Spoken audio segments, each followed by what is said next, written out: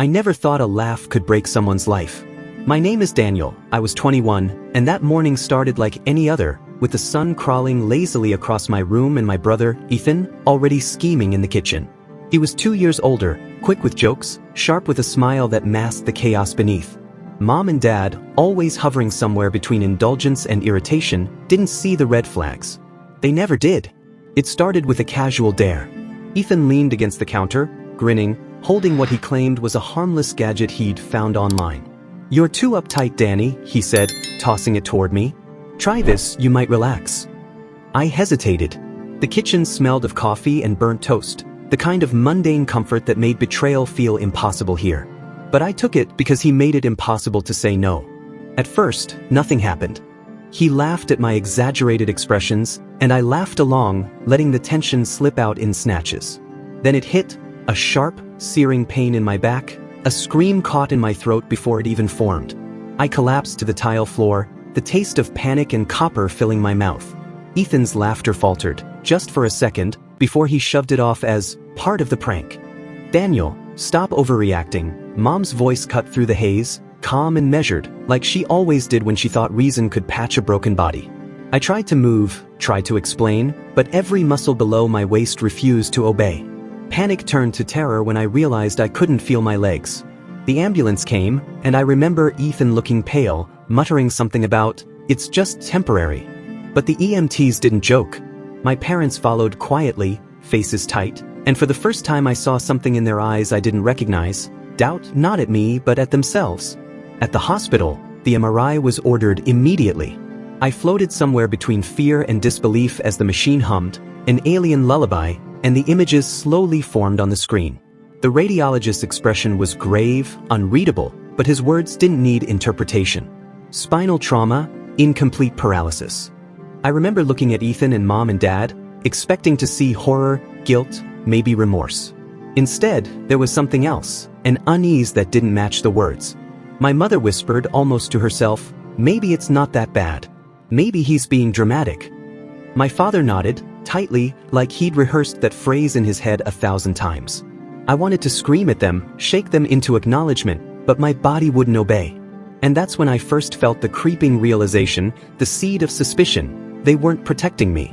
They were protecting themselves. Ethan hovered near the doorway, lips pressed thin, hands twitching. I wanted to hate him, to lash out, but the thought barely reached my mind through the fog of pain and betrayal. What I did notice was the tiny smirk he tried to hide when Mom looked away, a smirk that didn't belong in this hospital room, not while I was broken on a gurney. When the MRI results finally came back, the doctor asked to speak to my parents alone. I couldn't hear much, but the tension in the room became a physical weight. Words like negligence, preventable, and legal liability floated past me, though muffled. My chest tightened. And then Ethan, standing beside me, leaned close and whispered, "It's going to be fine. Trust me." But I didn't trust him. Not anymore. That night, alone in my hospital bed, unable to move, I thought about everything that had led to this moment. Every joke, every shove, every careless glance that was dismissed as nothing. And a single, chilling thought circled my mind. This wasn't an accident. Someone wanted me broken. And maybe, just maybe, everyone around me was hiding more than they should. The door creaked and a shadow crossed the floor. It wasn't a nurse. Not yet. My heart thumped, every beat echoing louder than the hum of the machines. And then I heard it, a soft, deliberate whisper, unmistakable in its intent. "Daniel, you have no idea what's coming next." They moved me to a private room the next morning. The walls smelled faintly of antiseptic and old paint, a sterile shell meant to mask the chaos within. I lay on the bed, staring at the ceiling, trying to make sense of everything. My body was unresponsive below the waist, but my mind raced. Questions clawed at me faster than I could organize them. Why had Ethan done this? Why had Mom and Dad dismissed it? And why did their faces flicker with something I couldn't name the moment the MRI results came in? Ethan came in first, carrying a tray of hospital food. He set it down with exaggerated care, his eyes avoiding mine. "You need to eat," he said casually, as if nothing had happened. I wanted to tell him to leave, to vanish from this room of lies, but instead I said nothing. I studied him instead. Every slight hesitation, the tightness in his jaw, the way his fingers drummed the tray as if it were a metronome marking guilt. "I'm sorry," he said finally, almost under his breath. but it didn't reach his eyes. It was a word thrown against the walls, empty and hollow. I remembered the countless times he had pushed boundaries, the practical jokes, the small betrayals wrapped in laughter. The chair thrown into my path that one summer, the prank where he locked my laptop and sent fake emails to my professors. Always a joke, always brushed off. But this wasn't a joke anymore. And deep down, I understood that what had begun as a series of small cracks had escalated to something irreversible. Mom came in after him, carrying a small bag of clothes. She tried to smile, a practiced curve of her lips that didn't reach her eyes. "Daniel, honey, you need rest. Everything will be fine." I didn't say anything. I didn't want to. Her voice carried that same tone I'd heard countless times in arguments with friends or teachers, the tone that silenced me, that told me my feelings were inconvenient. That night, when the lights dimmed and the hallways became quiet, I thought back to the last time I had truly trusted my family. It had been months ago, when Ethan had insisted we go hiking and promised we'd see the sunrise from the cliff. I believed him. We reached the top, and he'd laughed as I slipped on the loose stones, brushing it off as my own clumsiness. I had laughed too, masking the sting, masking the fact that even then, I'd sensed a trace of malice behind the smile. Sleep was elusive. I kept thinking of my own helplessness, the way my body refused to obey me, and the whispers I'd heard in the corridor. I couldn't tell if it was real or a phantom of my fear, but the words echoed, "You have no idea what's coming next." The next morning, I asked the nurse if I could see the MRI images again. She hesitated, then brought them in, laying them on the tray table. I leaned closer, squinting, tracing the white lines and shadows on the scans. That's when I noticed something small, almost imperceptible, but wrong. An anomaly in the vertebrae that didn't match the story Ethan had told, didn't match the idea of a harmless prank. Someone had intended to hurt me, deliberately. I spent the day piecing together memories. Ethan's odd behavior, the way my parents never really looked at me when he was around, the little dismissals that piled into one mountain of doubt. And then, in the quiet of the evening, I noticed something in Ethan's room when Mom had left the door ajar. A small notebook, half hidden under his bed, edges worn and pages crumpled. My curiosity was stronger than my fear. I opened it carefully, scanning the entries. At first, they were innocent, random jokes, school notes, but then hidden in the back were sketches, plans, little calculations about me. Timing, reactions, the way I moved. It was methodical. I closed the notebook, heart hammering. I felt the first real surge of something I hadn't allowed myself yet, anger, sharp and cold. Betrayal wasn't just a word anymore. It was a living thing coiled inside me, whispering that I needed to act, that I needed to fight. Later, Mom came back, humming softly, and I noticed the way she glanced at Ethan, her expression unreadable. Something was off. I tried to read her, tried to detect concern, guilt, anything, but there was nothing. Just a careful mask, and a quiet avoidance of my eyes.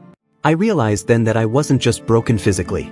I was broken by the people I had trusted most, and that cut deeper than the spinal injury. I felt the anger and fear intertwining, coiling around my thoughts, and for the first time, I understood that surviving this wouldn't just be about healing my body.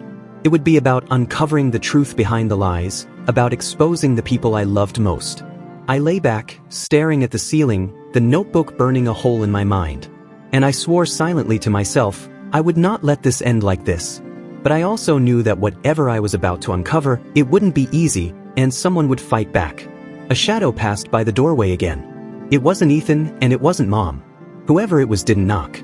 The faint scrape of shoes on tile, the soft whisper of fabric brushing the floor, it made the hairs on my arms rise.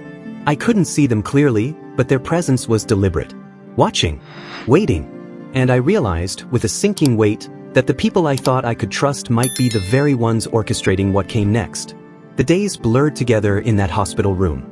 My body remained a cage, but my mind had never been sharper.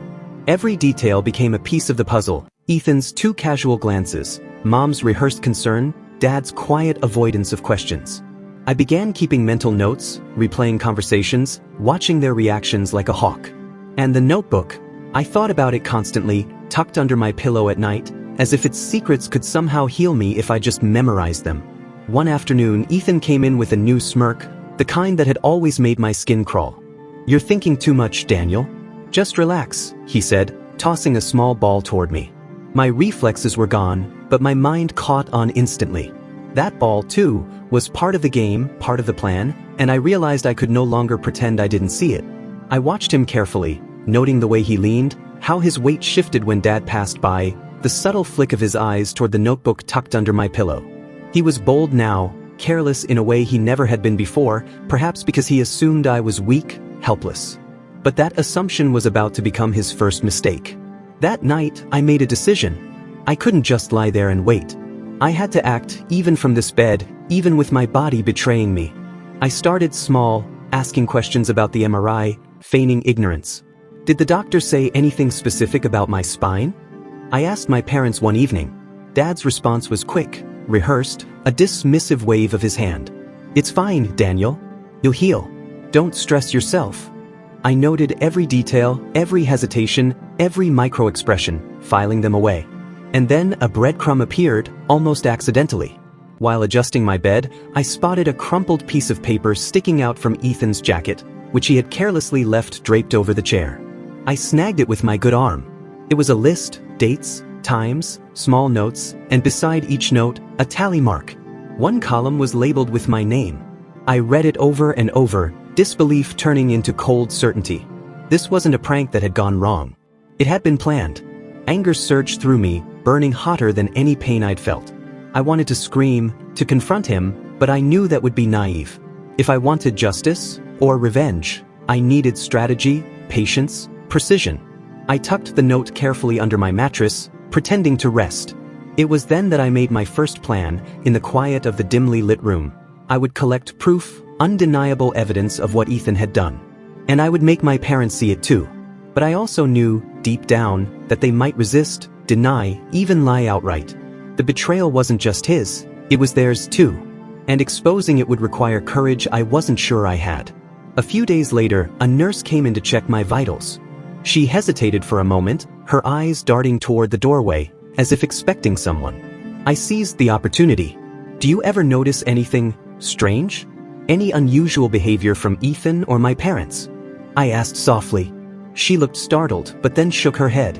No, Mr. Daniel. Families can be complicated." I could feel the thread of suspicion in her words, the hint of understanding. It was a small victory, but one that fueled me. I was no longer passive. I would not be passive. That evening, I asked Mom about the notebook. "He's been different lately. Did he ever joke too far before?" I phrased it carefully, innocent curiosity masking the storm inside. She hesitated, fingers tightening on the blanket she held. "He's mischievous," she said finally, voice light. "But he'd never hurt you intentionally." I wanted to believe her, even as my mind screamed that I couldn't. I let her go, smiled softly and nodded, hiding my growing fury. As the sun dipped below the horizon, casting long shadows through the blinds, I felt the weight of what was coming. I had the clues now, the breadcrumbs, the glimmers of truth that could unravel everything. And I knew I couldn't do it alone. I needed witnesses. I needed leverage. I reached for my phone, still in reach from the bedstand, and began making careful notes. Dates, times, observations. Every movement, every word, every look would be recorded. I was building my case, brick by brick, preparing for the confrontation I knew would come. And then, just as I set the phone down, the room grew colder. I felt a presence near the door before I saw it. A shadow shifted, deliberate, silent. Ethan had returned, his face unreadable, eyes narrowing as he stepped inside.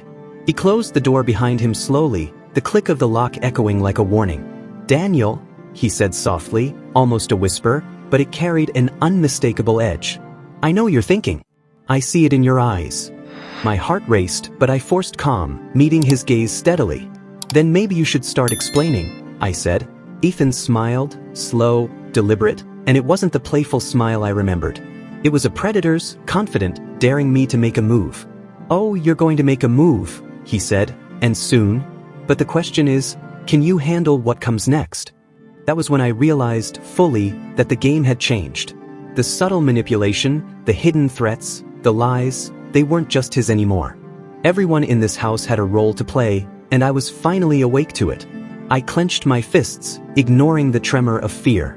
Whatever was coming, I would not be the victim. Not again. And in that moment, I made a silent vow to myself, sharp and unyielding. I would expose him, expose them, and make them see exactly what they had done. But as he leaned closer, voice dripping with confidence, I noticed the tiniest detail, a flicker in his eyes, almost imperceptible, a crack in his armor. And I knew that if I played this right, I could turn it against him. The first move was mine.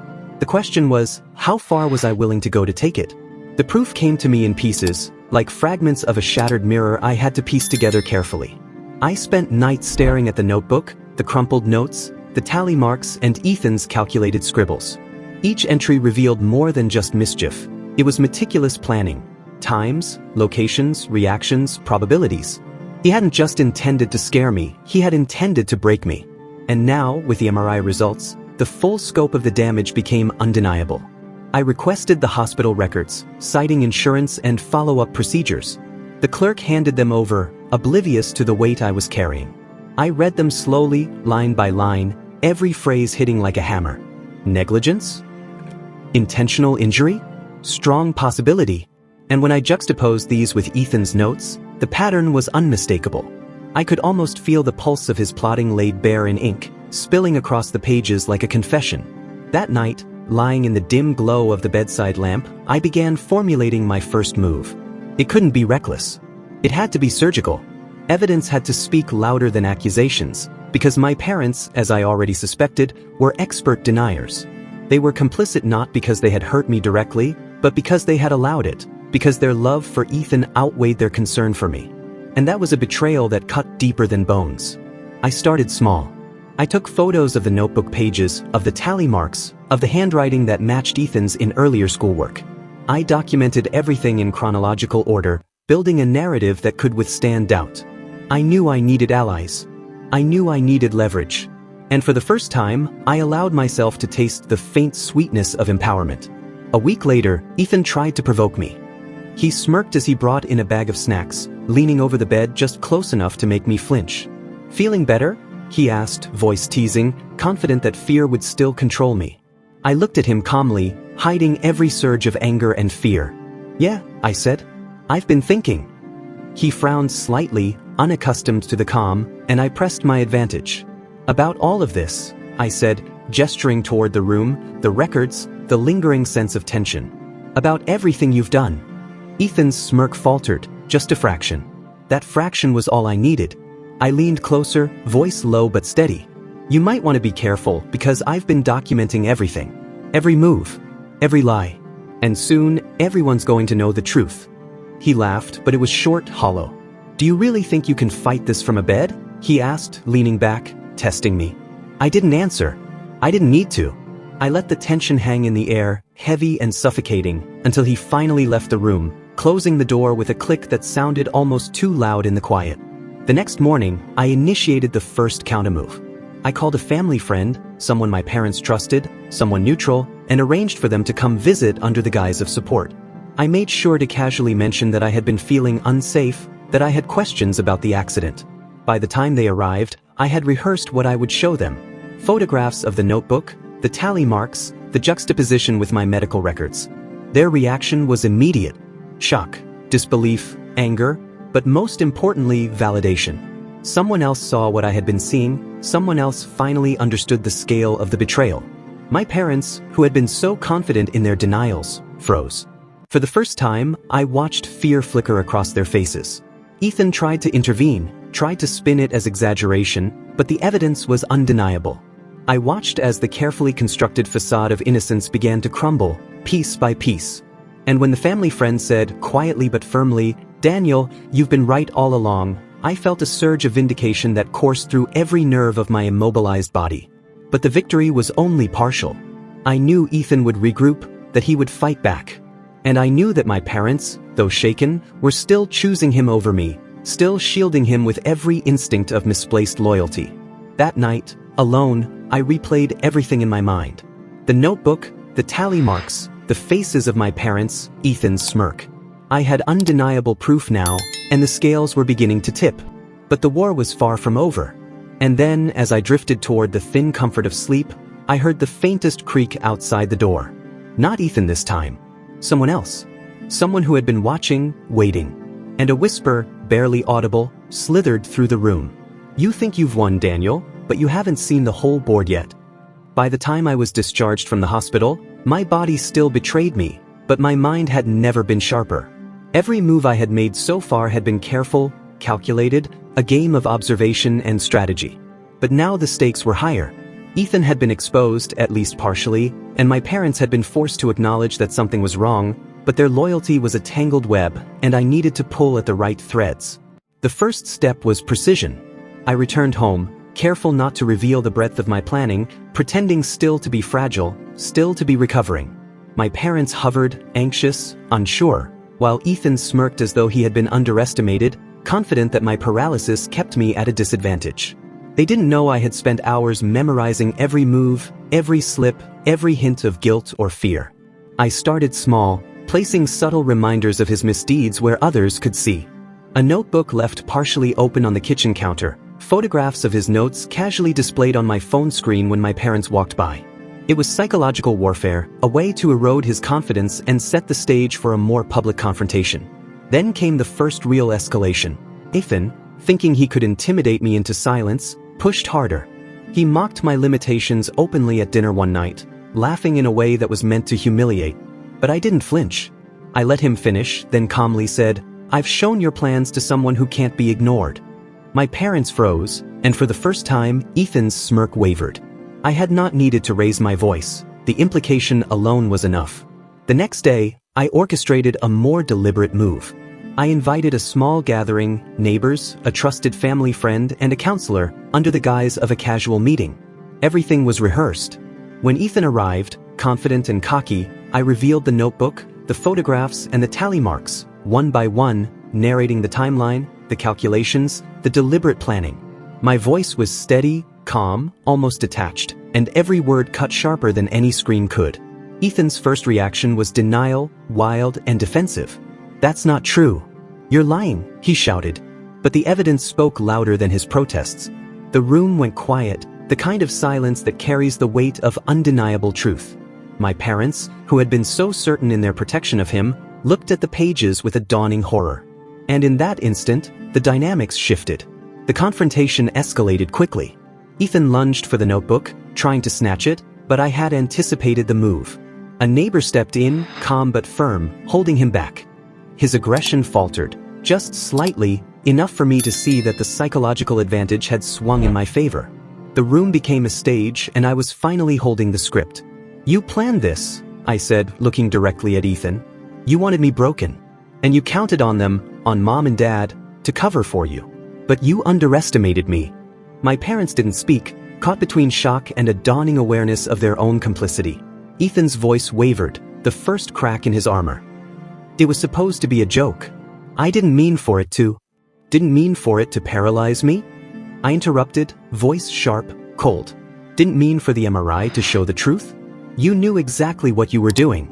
The confrontation reached its peak when I revealed a recording I had made secretly, a voice memo from a few weeks before the incident, where Ethan had bragged about timing my fall, calculating reactions, and noting the risks. The evidence was irrefutable. Every defense crumbled. The room fell silent, the tension so thick it felt like it could crack bones. My parents finally spoke, voices trembling, admissions spilling out in fragments. They had known, to varying degrees, but had hoped the accident could be rationalized away. The betrayal was laid bare, raw, and personal. I had won the first real victory, but I knew better than to celebrate. Ethan had been exposed, yes, but he was dangerous. His pride, his arrogance, still festered. And I had to prepare for the final move, the culmination of every hour I had spent in observation, calculation, and silent fury. As the evening fell, I watched him from across the room, still defiant but unsteady. I felt the thrill of control, tempered with caution. I had orchestrated the counterattack with precision, forced him to confront the truth, and yet, I knew the war wasn't over. A single thought echoed in my mind as I lay back in my chair, exhausted but alert. The final move was coming. And when it landed, it would be irreversible. And then, from the corner of my eye, I saw a shadow shift, subtle but deliberate, outside the living room window. Someone was watching, waiting, maybe even planning a new angle. My pulse quickened. The stage was set. The next act would be decisive. And I realized, with a clarity that felt both terrifying and exhilarating, that the game I had been forced to play for survival was about to reach its final, violent, satisfying crescendo. The final confrontation came quietly at first, almost imperceptibly. Ethan had been pacing, restless, simmering under the weight of exposure, while my parents hovered uneasily between denial and reluctant acknowledgement. But I had anticipated every twitch, every hesitation, every instinctive move. This was the moment where observation, patience, and planning converged into action. I called a family meeting under the guise of reconciliation. The room smelled faintly of old furniture and wax polish, the sun cutting through the blinds at a slant that made shadows long and sharp. I sat in the center, the notebook and photos neatly arranged beside me, my body still confined, but my mind free, razor-sharp. Ethan entered last, smug at first, but the confidence in his step faltered as he took in the layout. I had controlled the environment, every detail feeding the psychological pressure. "You need to see this," I said softly, voice calm but unyielding. I laid out the photos, the tally marks, and the notebook pages, narrating each piece of evidence with precision. My parents watched, their faces pale, while Ethan's jaw tightened with every word. I didn't need to raise my voice. I let the silence do the work, the kind of silence that forces someone to confront their own guilt. Ethan tried to interject, flailing, words coming in sharp bursts. "It was a prank. You're overreacting." But I had anticipated his defense. I produced the recording, the voice memo where he had planned my fall, calculated my reactions, and noted potential injuries. I pressed play, letting his own voice echo in the room. For a moment, there was nothing but the faint hum of the recording. Then, as his words replayed, his smirk faded. The carefully constructed mask of innocence cracked. He lunged for the recorder, but I had placed it beyond reach. Every eye in the room was fixed on him, and I could see the realization settling like ice in his veins. He had lost. My parents, finally confronted with undeniable proof, began to speak. Their voices were shaky, admissions spilling out in fragments, excuses that sounded hollow even to themselves. We didn't know it would go that far. We just wanted to protect him. Their complicity, whether intentional or negligent, was now plain. I listened quietly, letting them unpack their guilt while I maintained control. I could see the relief, the fear, and the shame coiling together in Ethan's expression, and I knew that the psychological advantage had fully shifted. He could no longer manipulate the narrative, the evidence had taken over. Then came the quiet victory moment. I leaned back, feeling the weight of months of fear, anger, and helplessness lift slightly. I didn't smile, didn't celebrate, the victory was understated, meditative. I had exposed the lies, the manipulations, the betrayals. I had forced everyone to confront the truth. And I had survived, both physically and emotionally, against all odds. Ethan slumped into a chair, deflated, powerless. The arrogance that had once dominated every room he entered was gone, replaced by a raw, human vulnerability that was almost pitiable. I felt a surge of clarity. Revenge was not about violence, not about screams or destruction. It was about control, about reclaiming your narrative, about forcing the world to recognize what you endured.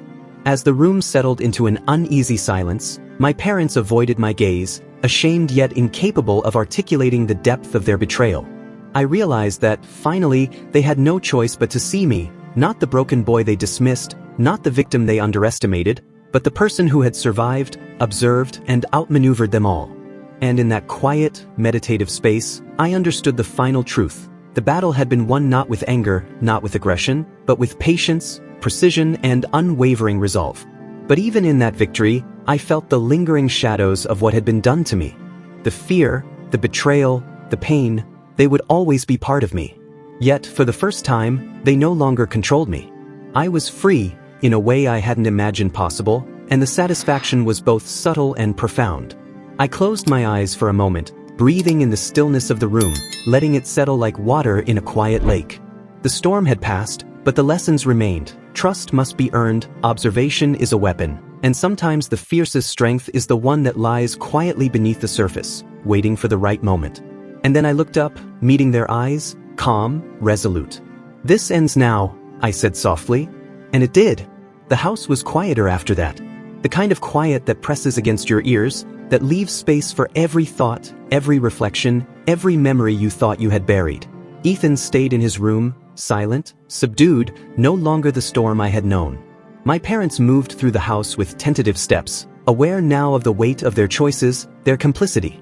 And I moved among them, physically limited but emotionally free, carrying a calm I hadn't felt in months. Recovery was slow, but the paralysis that had seemed permanent became a measure of patience rather than despair. Each physical therapy session, each careful movement, became part of a ritual of reclaiming my body and my autonomy.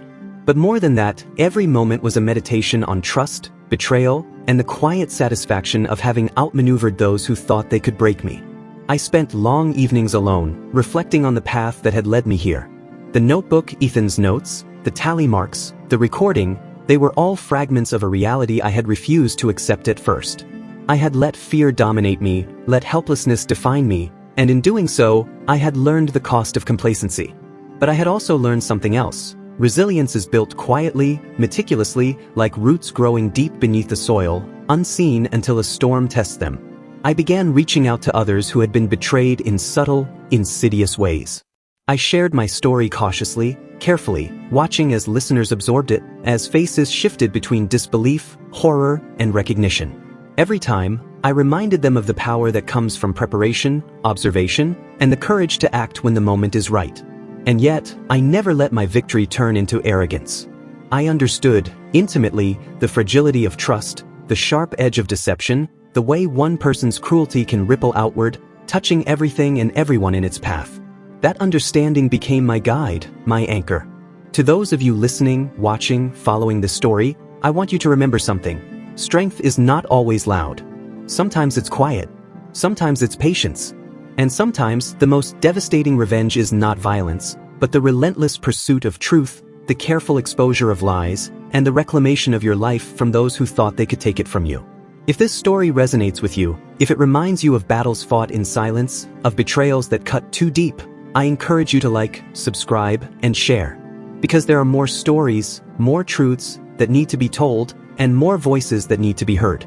As for me, I sit now in the quiet, feeling the sunlight on my arms, thinking about what was lost and what remains. The pain, the fear, the betrayal, they are still part of me, but they do not define me.